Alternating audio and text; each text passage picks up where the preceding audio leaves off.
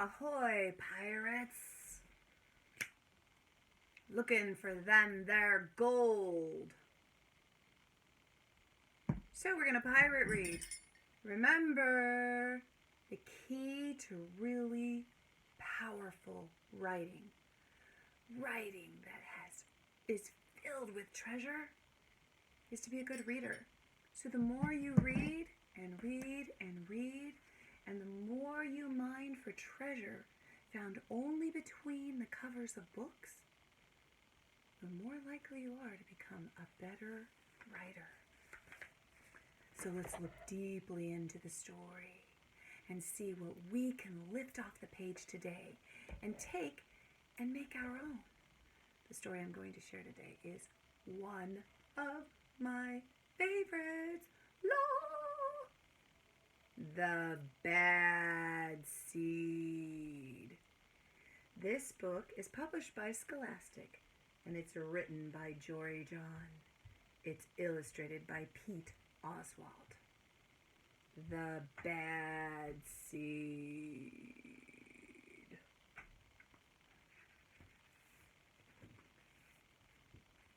The Bad Seed. Look at all the seeds. The Bad Seed. Written by Jory Johns, illustrated by Pete Oswald. This is the cover. This is the title page. And in this book, they are exactly the same. They aren't always, but in this book they are. I'm a bad seed. A bad seed. Oh yeah, it's true. The other seeds, they look at me and they say, "That seed is so bad!" When they think I'm not listening, they mumble, "There goes the bad seed, the bad seed." But I can hear them. I have good hearing for a seed. How bad am I? You really want to know? Well, I never put things back where they belong. I'm late to everything. I tell long jokes with no punchlines. I never wash my hands or my feet. I lie about pointless stuff. I cut in line every time.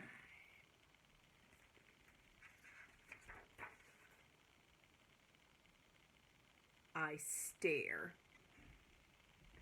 at everybody. I glare at everybody. I finish everybody's sentences, and I never listen. And I do lots of other bad things too. Know why? Because I'm a bad seed. A bad seed. I just can't help it. Sure, I wasn't always this bad. I was born a humble seed on a simple sunflower in an unremarkable field.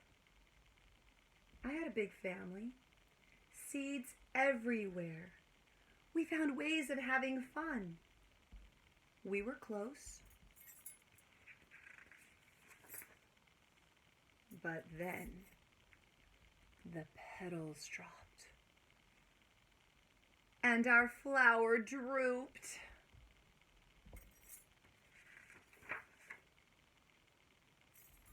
It's kind of a blur. I I remember a bag. Fresh sunflower seeds. Everything went dark. And then,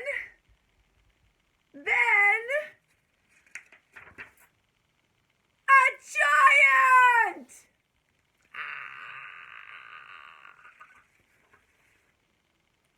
I thought I was a goner. I thought I was done for. I screamed, and hollered, oh! But I was spit out at the last possible second.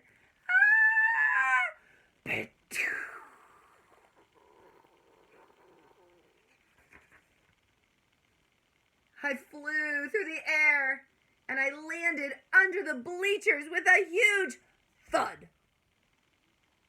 When I woke up, it was dark outside. A wad of gum had softened my fall. I felt okay, but something had changed in me. I'd become a different seed entirely. I'd become, dun, dun, dun, a bad seed.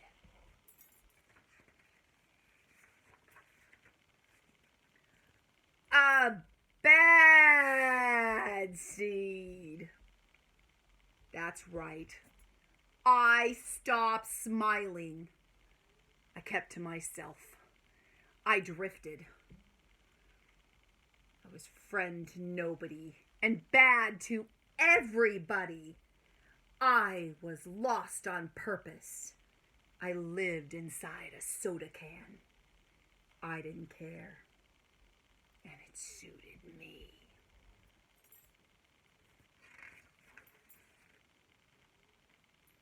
Until recently, I've made a big decision.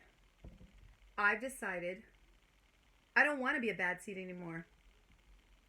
I'm ready to be happy. It's hard to be good when you're so used to being bad. But I'm trying.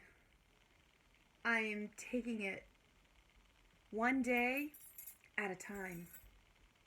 Sure, I still forget to listen, and I still show up late, and I still talk during movies, and I do all kinds of other bad stuff.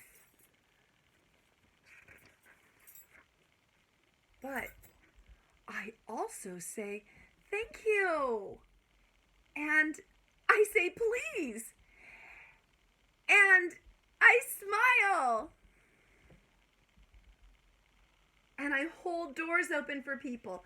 Not always, but sometimes.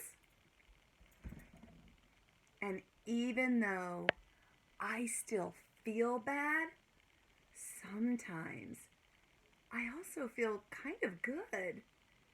It's sort of a mix. All I can do is keep trying and keep thinking, maybe I'm not such a bad seed after all. Hey, look, there goes the bad seed. Actually, he's not all that bad anymore. I heard that. Wow, isn't that amazing? What I love about this book is that it really exemplifies growth mindfulness when you make the decision to make a change. Look on the back. Everyone's like, there's the bad seed. I love the speech bubble. And then here's a speech bubble. He's not so bad. This is a book about what's called redemption. It's a funny story using a phrase that is very common. The bad seed, that's the bad seed. It means a bad person. This isn't really a person. It's actually literally a seed, but he wasn't a very good seed. He was not very good. So in this book, some of the things that the author an illustrator did that I thought were magnificent is they gave a face to an inanimate object. An inanimate object is something that is not a person and not an animal. It doesn't move. But they gave this seed a face, and they made it kind of look like a bad, angry face. So that's something you could do as an illustrator. Let's say you had a story you wanted to tell about yourself, a personal narrative, but it was kind of very maybe embarrassing, or maybe it revealed a lot about you that maybe you felt kind of uncomfortable sharing. You could make it about a character that's not you, even though it's your story. So this story is about a character, which is a seed, and yet maybe it is Jory Johns, kind of his story about becoming a better person, treating people better and not being viewed by people the way he had been before. We don't really know, but it makes for a really great story because it is a narrative. It's telling a story about someone or something, and it has a great message. I like the use of some speech bubbles, and then the story is told in text. The colors are pretty muted. It means they're not really bold and bright, except in a few places. The illustrations do carry a lot of the message. And then when we read the words, we can see what their meanings are. One of the things that I really love that they use is what's called onomatopoeia. Onomatopoeia is when a word that we say sounds like what it's describing. So here it got really, really dark, and then he got spit out, and he says, "Choo!" And then here it says, "thud." So when we say thud, that sounds like what happens if you fall down and hit something. It's thud, thud. So onomatopoeia would be something that we could use as well. And then I also like how when they wanted me to stretch out the word, they put the vowel over and over and over and over and over and over and over again and again and again. So that my brain said, when I say the vowel, which is easy to stretch out, I needed to stretch it really, really, really, really, really, really, really, really long. So that when I said the word bad, I would emphasize it. Not just bad, but bad.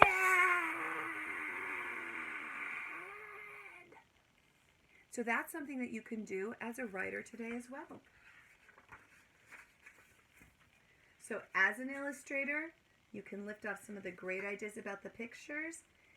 As an illustrator, you can also put some of the text into speech bubbles. And you can use, as a writer, onomatopoeia, and you can hide your story, your personal story, into a fictional story about something. Those are some of the ideal keys to good writing. So what we took away as treasure when we mined down very deep were some really great ideas that we could use today or on a day other than today when we sit down to write and illustrate what it is that we are trying to tell our reader and how we're trying to tell them. The other thing I wanted to tell you is that this really illuminates a couple of the superhero habits, but what I loved about it is there was a little bit of empathy on the part of others. Sometimes when someone doesn't act very well for a very long time, it's hard for other people to receive them, especially when they change. They don't really trust that change. So having empathy says that you understand and you share other people's feelings. So when he's trying to change, empathy says, I'm going to give you what's called the benefit of the doubt, and I'm going to give you a chance to show me that you're a different person. And what the main character showed in this book was superpower number 9 of the powerful 10.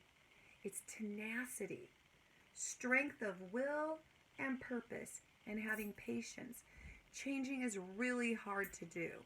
So when we can see that a character can do it in a story and stays with it even when everyone doesn't understand or receive them well, and they just decide they're going to stay with it anyway, he said, I hold doors open for people. Sometimes. But that's better than before when he closed doors on people. So it's kind of the power of the lion. Tenacity. To be tenacious means you stay with something even when it's really, really hard. It was awesome sharing this story with you. I look forward to sharing another story on another video. Until later, learners. Lots and lots of stories and love. Put some pride inside. Super teacher.